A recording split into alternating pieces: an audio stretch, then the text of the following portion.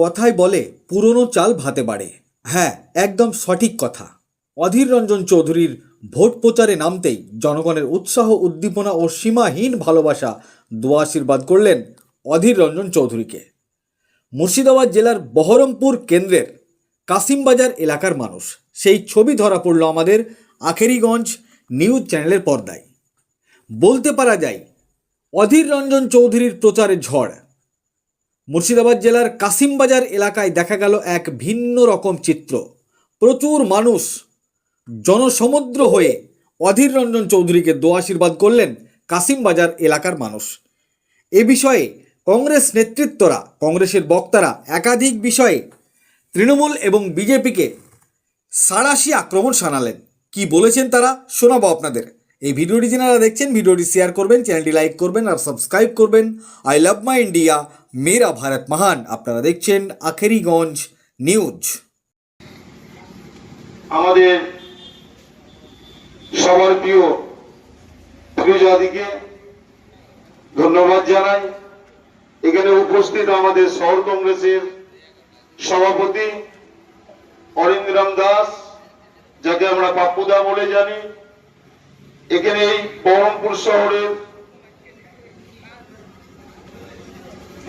মহিলা কংগ্রেস সভানেত্রী থেকে শুরু করে প্রত্যেকে এখানে উপস্থিত আছেন। আমি আর সময় নষ্ট করে এরপরে আমাদের দিদি বক্তৃতা করবেন। ইতিমধ্যে আপনারা জেনে গেছেন যে আর কয়েকদিন পর নির্বাচন।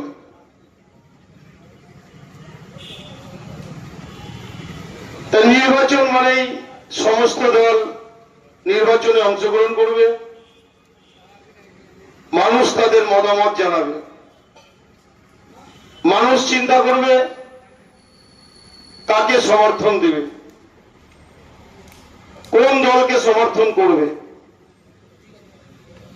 কিন্তু আমরা এই শাসক দলের এই বাংলায় জবে থেকে রাজত্ব শুরু হয়েছে 5 বছর পর, ঠিকঠাক চলার পর, তারপর থেকে এই বাংলার মানুষের প্রতি আর কংগ্রেসের প্রতি যেভাবে শাসক দলের নেতৃত্বে এই বাংলায় অত্যাচার হয়েছে, অন্যায় কাজ হয়েছে, সবটাই বাংলার মানুষের কাছে পরিষ্কার। আমাদের ভারতবর্ষে গণতন্ত্রের অধিকার সবার সমান। তাই নির্বাচনে অংশগ্রহণ করার সবার অধিকার আছে। তাই আপনারা জানেন এবারে বিধানসভায় আপনার আমার সবার প্রিয় আমাদের দাদা সম্মানীয় অধীর রঞ্জন চৌধুরী মহাশয় এবারে বিধানসভায় এই বহরমপুরে দাঁড়িয়েছেন। তাই আপনারা চিন্তা করবেন, ভাবনা চিন্তা করে আপনাদের মতামত আপনারা জানাবেন। আপনাদের মতামত আমরা মাথা পেতে নেব। তাই যেটা বললেই নয়, এই বহরমপুর বিধানসভার মানুষ বিগত 21 সালে আপনারা বিজেপিকে সমর্থন করেছেন,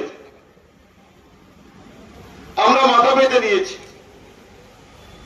কিন্তু একটা প্রশ্ন থেকে যায়,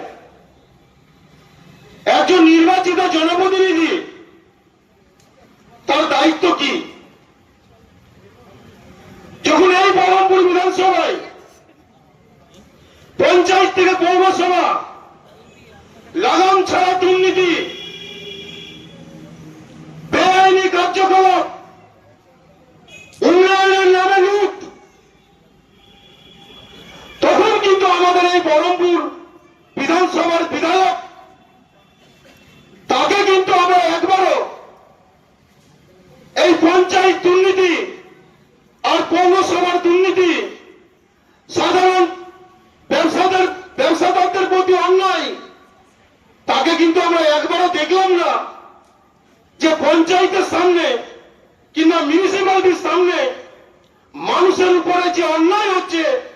ট্যাক্স থেকে শুরু করে রাস্তাঘাটের নামে যে দুর্নীতি, তাকে একবারও দেখলাম না যে শাসক দলের বিরুদ্ধে কিংবা বহরমপুর মিউনিসিপ্যালিটির চেয়ারম্যান এবং পঞ্চায়েতের বিরুদ্ধে কোনোদিন প্রতিবাদ করতে আমরা দেখিনি। তাই স্বাভাবিকভাবেই আপনারা বুঝতে পারছেন যে এই দুটো ভুল আমাদের এই পশ্চিমবঙ্গে শুধু লোক দেখানো আলাদা, এরা কিন্তু তলায় তলায় সব সেটিং। তাই আমরা মানুষের অধিকারের জন্য আমাদের বিধায়ক বহরমপুর বিধানসভার তাকে দেখা যায় না। এটা আপনারা ভাবনা চিন্তা করে আপনাদের সুবুদ্ধি চিন্তাধারার মাধ্যম দিয়ে নির্বাচনে অংশগ্রহণ করবেন। আরেকজন হচ্ছে নিজেকে এই বহরমপুর মিউনিসিপ্যালিটির চেয়ারম্যান বলেন, কিন্তু এই এলাকার মানুষ আপনারা কি জানেন যিনি বহরমপুর বিধানসভায় শাসক দলের হয়ে দাঁড়িয়েছেন নারুগোপাল মুখার্জি, তিনি বিগত পৌরসভা নির্বাচনে বহরমপুর মিউনিসিপ্যালিটির 7 নম্বর ওয়ার্ড থেকে নির্বাচিত হয়েছেন বিগত 2022 সালে। একটু ঠান্ডা মাথায় আপনারা আমার কথাগুলো শুনবেন। তাহলে বিগত 2022 সালে যখন নির্বাচনে অংশগ্রহণ করে তিনি নাকি বলেন ওই এলাকার মানুষ ভালোবাসা আশীর্বাদের মাধ্যম দিয়ে তিনি নির্বাচিত হয়েছেন। কত মার্জিন? 3500-এর কাছাকাছি। খুব ভালো কথা। বিস্তারিত বলতে গেলে অনেক সময় লাগবে, কিন্তু ছোট্ট করে আপনাদেরকে এটুকু বলি, ঠিক তার 2 বছর পর এই বহরমপুর লোকসভা নির্বাচন হয়েছে। তাতে কি দেখা গেল? বহরমপুরে 28টা ওয়ার্ডের ভিতরে যেখান থেকে বহরমপুরের মিউনিসিপ্যালিটির চেয়ারম্যান এবং বর্তমান যিনি শাসক দলের প্রার্থী হয়েছেন বহরমপুর বিধানসভায় নারুগোপাল মুখার্জি, তিনি ভোট কত পেলেন 2024 সালে তার ওয়ার্ডে? 1000-এরও কম। তাহলে ভেবে দেখুন, একজন কাউন্সিলর নির্বাচনে জয়ী হওয়ার পরে তিনি আবার বহরমপুর মিউনিসিপ্যালিটির চেয়ারম্যান, তা 2 বছর থাকার পরে সেই এলাকার মানুষ মাত্র তাকে 900-র কাছাকাছি ভোট দিয়েছে। তাহলে এখানে পরিষ্কার যে তিনি 2022 সালে ছাপ্পা মেরে নির্বাচনে জিতেছেন মস্তান এবং প্রশাসনকে কাজে লাগিয়ে। তাই আপনারা ভোট দেওয়ার আগে অন্ততপক্ষে চিন্তা করবেন যে আমাদের প্রার্থী, যাকে আপনারা দুহাত ভরে ভালোবাসা দিয়ে আশীর্বাদ করে দোয়া করে ভারতবর্ষের পার্লামেন্টে 5 বার পাঠিয়েছেন,